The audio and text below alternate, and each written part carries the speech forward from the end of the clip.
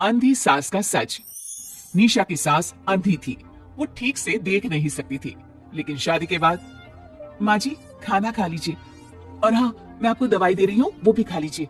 नहीं नहीं बेटा, तू बस खाना बना ले, मुझे अंदाजा है मैं खुद ही खा लूंगी सब कुछ। रोज सुबह निशा की सास की आदत थी। निशा बेटा, सब्जी दे दे, मैं काट देती हूँ। अरे नहीं नहीं माँ जी, आपको चाकू लग सकता है। नहीं नहीं बहू, मुझे अंदाजा है कि कैसे काटना है, काफी वक्त से कर रही हूँ ना मैं। वैसे भी डॉक्टर ने कहा है कि थोड़ा बहुत काम करना जरूरी होता है। माँ जी डॉक्टर ने कहा है तो दे देती हूँ आपको, लेकिन मेरा मन नहीं मान रहा। अरे बहू, काम नहीं करूंगी तो कैसे चलेगा, बिल्कुल ही अपाहिज हो जाऊंगी। निशा सास को वो जो काम बोलती वो करने दे देती है। एक दिन निशा की सहेली का फोन आता है। सास सुन रही होती है कि वो किसी से बात कर रही है। क्या हो गया रमा, हमेशा परेशान से ही क्यों रहती हो? आ जाओ ना कभी मेरे घर पर। अरे नहीं रे, तुझे परेशान नहीं करना चाहती हूँ। मैं जानती हूँ तेरी सास अंधी है। अरे कैसे मैनेज करती होगी तू अकेले? मेरे घर में मेरी सास कोई काम नहीं करती। मैंने तो इनको साफ कह दिया है कि काम करेंगे तो ठीक है, नहीं तो इन्हें वृद्धाश्रम छोड़ आऊंगी। निशा की सास सहेली की बात सुनकर डर जाती है। वो बिना निशा का जवाब सुने वहां से चली जाती है। सास के जाने के बाद निशा कहती है, अरे नहीं नहीं, मेरी सास तो पूरा काम करती है। वो सब्जी काट देती है तो मैं छोंक देती हूँ, वो आटा गूंथ देती है तो मैं रोटी बना देती हूँ। अरे माँ जी तो झाड़ू भी इतना अच्छा लगाती है कि किसी को लगे ही नहीं कि किसी अंधे इंसान ने झाड़ू लगाया होगा। तू तो किस्मत वाली है। अरे मेरी सास के तो सारे अंग ठीक होने के बाद भी मगरमच्छ की तरह पसरी रहती है, सारा दिन सारी रात। अरे पता नहीं बुढ़िया को इतनी नींद आती भी कैसे है। खैर वक्त बीतता है और एक दिन निशा मोहल्ले में पति के साथ जा रही होती है कि सास की सहेली मिल जाती है। अरे आंटी कैसी हैं आप, कहाँ जा रही हैं? तुम लोगों के घर ही जा रही हूँ बेटा, तेरी माँ ने बुलाया है, कह रही थी बहुत जरूरी काम है। वैसे तुम लोग कहाँ जा रहे हो? हम मेरे मायके जा रहे हैं। अच्छा आप मम्मी जी के पास रहेंगी तो हम लोगों को कोई चिंता भी नहीं होगी। बेटा बहू चले जाते हैं। सहेली निशा के घर में जैसे ही घुसती है उसकी सास कहती है, आ गई रीना, जब से अंधी हो गई हूँ तू तो आती ही नहीं घर। अरे क्या बताऊं सीमा, तेरा तो मुझे कुछ समझ में ही नहीं आया। अरे जैसे ही बेटी की शादी हुई उधर तू अंधी हो गई, कैसे, मतलब समझ में नहीं आया। सास जोर जोर से हंसती है, अरे पागल हो गई है क्या? किसी अच्छे डॉक्टर को दिखाना, ठीक हो जाएगी। मन नहीं करता क्या दुनिया देखने का? कल को पोता पोती होंगे, उन्हें कौन खिलाएगा? तेरी भी तो बहू आई है, तेरे भी तो बेटे को बच्चा हुआ, कितना खिला लिया तूने। अरे हमारी तो किस्मत ही फूटी थी। लड़की की पहले दिन से ही डिमांड थी कि सास ससुर के साथ नहीं रहना, चाहे जो हो जाए। अब बोल क्या करती मैं? फिर क्या कर लिया तूने? दोनों आंखें होने के बाद भी परेशान ही है ना? हाँ पर चल कम से कम दुनिया देख तो रही हूँ ना, तेरी तरह अंधी तो नहीं हो गई। निशा की सास शांत हो जाती है, उनकी आंख से आंसू गिरने लगते हैं। अरे अरे रो मत, क्यों रो रही है?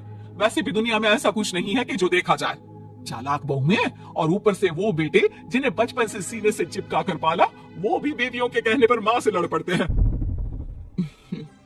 तेरी गुलाबी रंग की साड़ी बहुत अच्छी लग रही है, और ये जो चश्मे का फ्रेम है ना, जच रहा है तुझ पर। सहेली शांत हो जाती है। मतलब तू अंधी नहीं है, तू देख सकती है। हाँ, तू मेरी सबसे खास सहेली है, इसलिए बता रही हूँ। मैं ठीक हूँ, बिल्कुल ठीक। अरे तो फिर अंधी होने का नाटक क्यों कर रही है? दुनिया देख ली है मैंने, देखा है मैंने कैसे सास को देखकर बहुएं रंग बदलती है। मैं अपने बेटे के बिना नहीं रह सकती।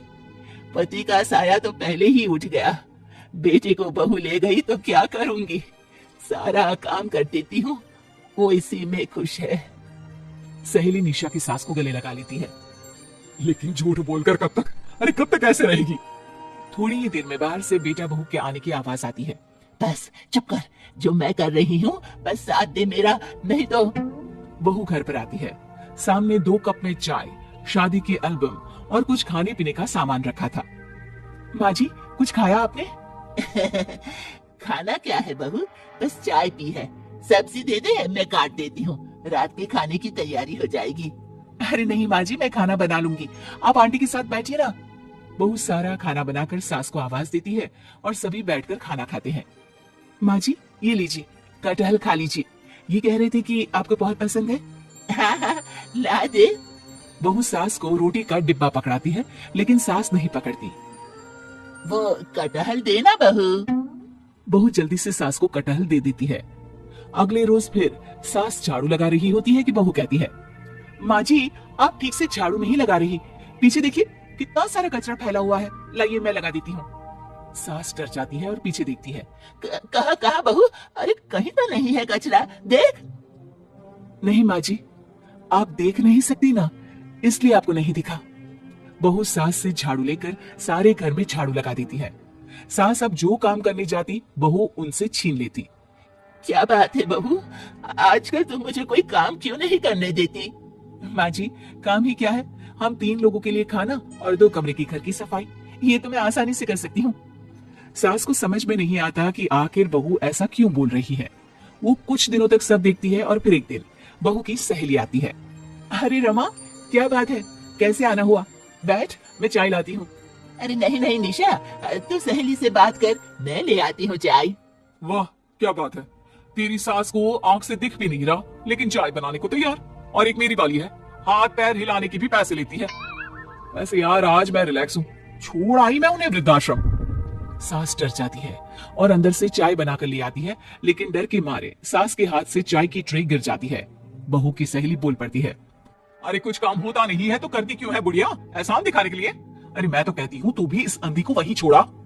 नहीं नहीं निशा बहू, मुझे माफ कर दे, गलती से ट्रे गिर गई, मैं सारा काम करूंगी, बस मुझे मेरे बेटे से अलग ना कर, मैं नहीं रह पाऊंगी उसे देखे बिना।